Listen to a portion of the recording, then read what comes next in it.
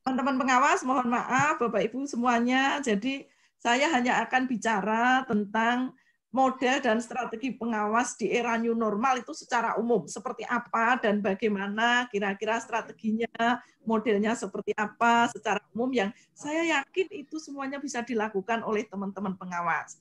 Nah, kenapa? Karena begini, sebetulnya pandemi ini bisa juga dibilang wabah membawa berkah kayaknya di sini ini bagi teman-teman, bagi kita semuanya. Kenapa? Di satu sisi kita memang kaget tiba-tiba ya, kondisinya tiba-tiba yang kita tidak menyangka dan tidak membayangkan akan separah itu. Tiba-tiba wabah itu melanda di negara kita yang kita hidupnya kemarin sudah sangat normal, konvensional, sudah baik-baik saja, tiba-tiba harus mengalami banyak perubahan. Nah, ternyata perubahan ini, pintu masuk perubahan inilah yang kita sikapi. Ini adalah tantangan akan menjadi peluang bagi para teman-teman semuanya. Gitu. Nah, bagaimana ceritanya? Nah, ternyata dulu sebelum ada kondisi COVID-19, teman-teman pengawas sudah biasa melakukan tupoknya, bahkan cenderung mungkin jenuh ya, itu aja. Kegiatan supervisi akademik, manajerial, membina, membina, melatih, seperti itu gitu. Nah, tiba-tiba sekarang ada pandemi, teman-teman pengawas heboh, teman-teman tidak hanya pengawas sih, semuanya ya di perguruan tinggi juga heboh, kita semuanya heboh.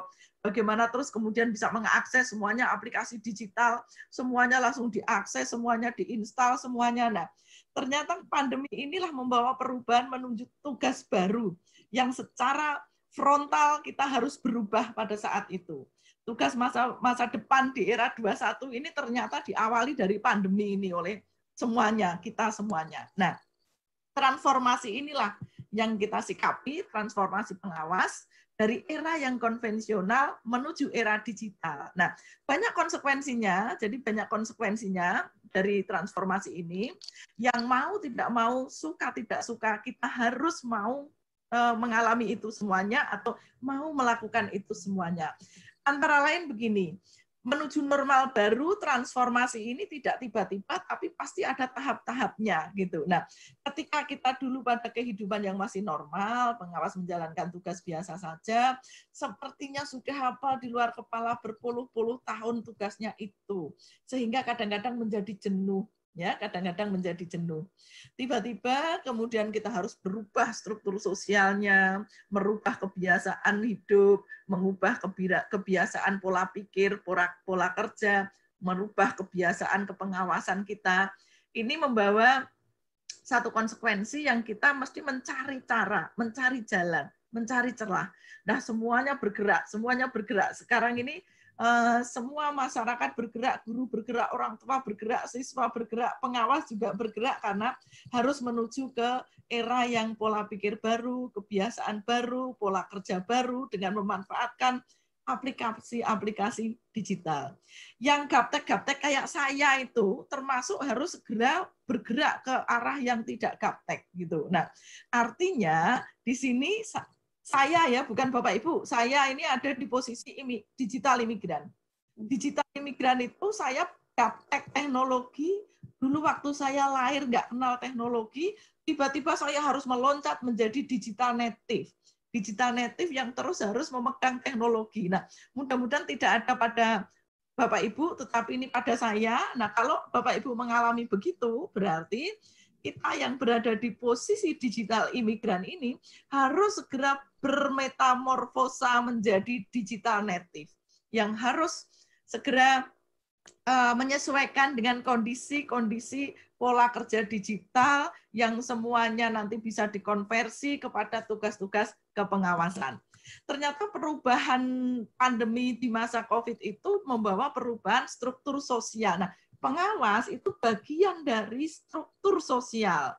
Pengawas ini bagian dari struktur sosial, sehingga pengawas harus menyesuaikan perubahan. Teman-teman pengawas harus menyesuaikan perubahan ini. Karena apa? Perubahannya berubah, interaksinya dari nyata ke maya, perubahan pola pikir, ada keterpaksaan nanti akhirnya menjadi kebiasaan karena akan terbentuk apa? Digital society.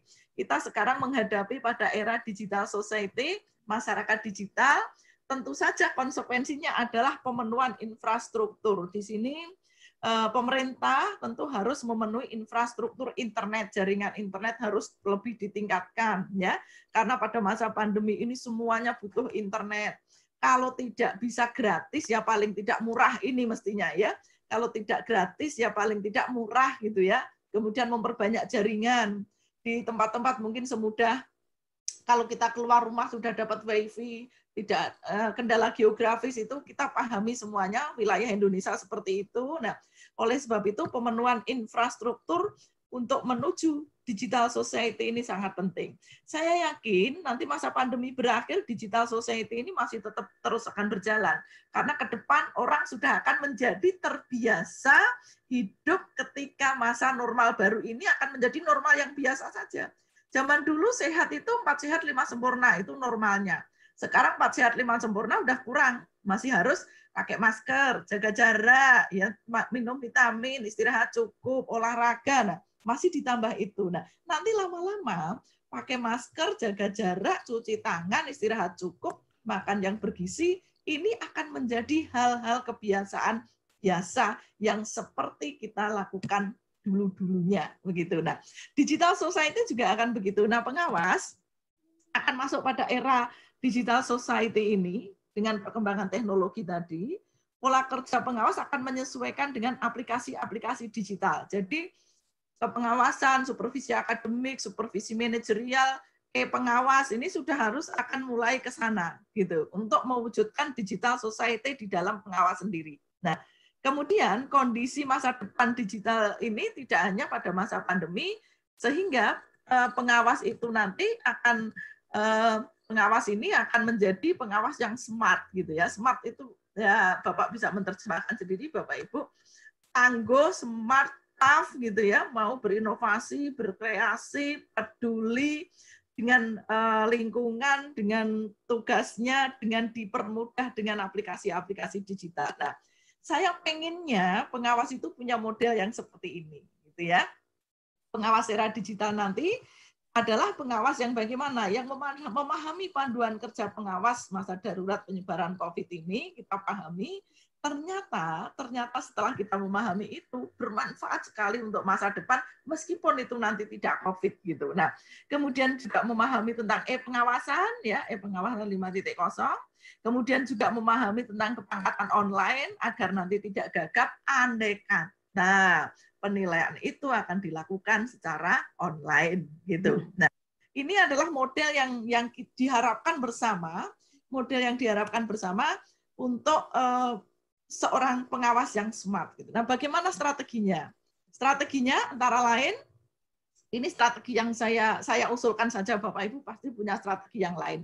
Yang pertama tentu mengutamakan protokol kesehatan di era new normal ini, ya, dalam menjalankan tupoksi pengawas. Kemudian membuka pola pikir untuk perubahan.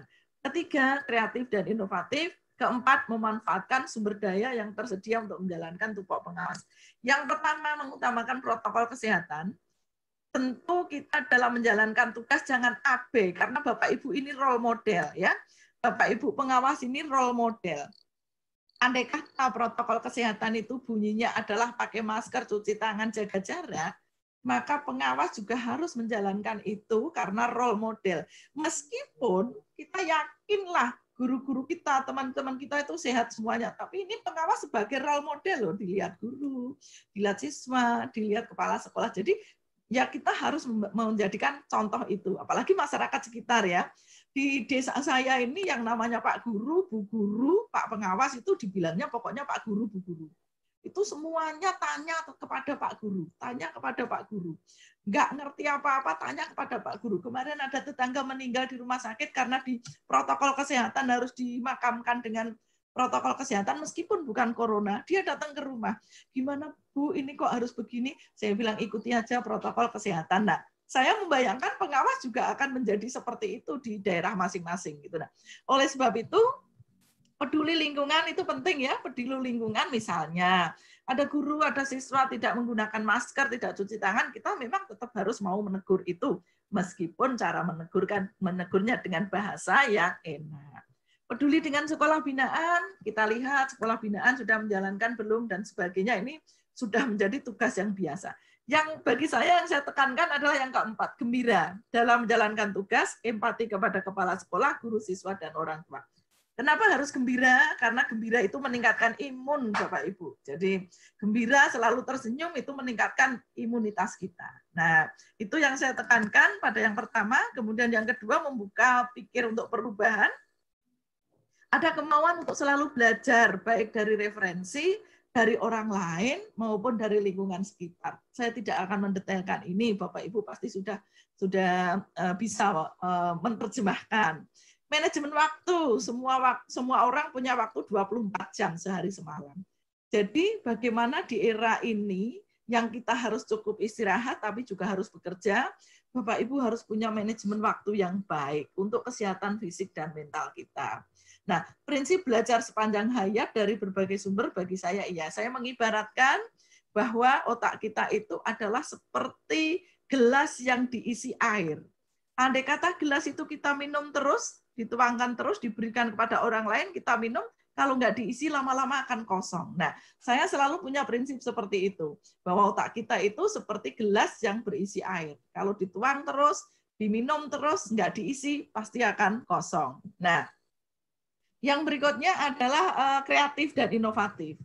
Pengawas bisa memberi ide-ide kepada guru, kepada kepala sekolah, atau kepada siswa sekalipun untuk tema-tema yang menyesuaikan sekarang ini, yang menyenangkan, ya, tidak harus yang kognitif, tetapi bisa yang afektif. Beri tugas jangan selalu kognitif, misalnya bisa memberikan begitu kepada gurunya, ya, hal-hal afektif, membuat cerita, membuat gambar, membuat cerpen, membuat puisi tentang pandemi ini sudah membuat siswa tidak terlalu jenuh dan tidak terlalu terbebani. Kemudian karena akses teknologi itu di berbagai wilayah berbeda, tidak memburu-buru untuk segera mengumpulkan tugas. Nah, ini selalu diingatkan kepada guru agar juga nanti bisa tidak memberatkan kepada siswa. Tadi di TV juga masih kita lihat di Atambua harus pergi ke warnet karena tidak ada sinyal, semuanya kumpul di warnet. Nah, memberikan ide, masukan, meskipun sederhana tapi menyelesaikan persoalan. Pengawas harus kreatif dan inovatif mengkonversi pemantauan tugas guru, penilaian kinerja guru. Tidak usah sesuai dengan yang kemarin standarnya terlalu tinggi, misalnya standarnya harus seperti ini di masa pandemi, karena guru sudah melakukan ini, kita konversilah ke situ, gitu. Kita konversi kepada tugas-tugas yang harus dilakukan oleh guru. Nah, inovasi itu akan berhasil jika, nah ada syaratnya Bapak Ibu. Nah syaratnya ya ini, cocok dengan nilai-nilai yang dianut oleh masyarakat atau dianut oleh masyarakat kita, ya berarti sivitas akademika di sekolah gitu ya. Kita punya nilai-nilai yang sama tentang masa pandemi ini. Memang harus diperkenalkan paling tidak sosialisasi melalui iklan, model, kerjasama dengan media, karena kalau tidak pasti susah inovasi itu akan berkembang. Nah, ada nilai bersama, manfaat di era new normal ini apa saja, kebutuhan, kepercayaan, partisipasi. Nah, ini pengawas akan belajar ke sana. Ini tema-tema apa hal-hal yang perlu diperhatikan ketika inovasi itu akan berhasil. Nah, bisa memanfaatkan modal sosial, Bapak Ibu pengawas ya, bisa adanya nilai gotong royongan lokal dijadikan tema-tema dalam kepengawasan, legitimasi sosial dan kultural tokoh. Ini penting, modal simbolik, legitimasi masyarakat, ini akan patuh pada pengawas sekolah menjadi tokoh di lingkungannya, ini akan menjadi sumber dan modal sosial bagi pengawas. Semua komponen sekarang bergerak, saling membantu, orang tua, mitra, alumni, nah ini semuanya bisa dimanfaatkan oleh pengawas untuk bersama-sama mendukung belajar dari rumah ini. Bagaimana tema-tema yang menyenangkan, yang tidak jenuh, yang sedikit kita tidak harus selalu kognitif, tapi juga afektif, psikomotor, dan sebagainya. Nah, ini hal-hal yang mungkin bisa dilakukan oleh pengawas. Terima kasih, saya cukup singkat. Mudah-mudahan ada manfaatnya bagi kita semuanya. Assalamualaikum warahmatullahi wabarakatuh.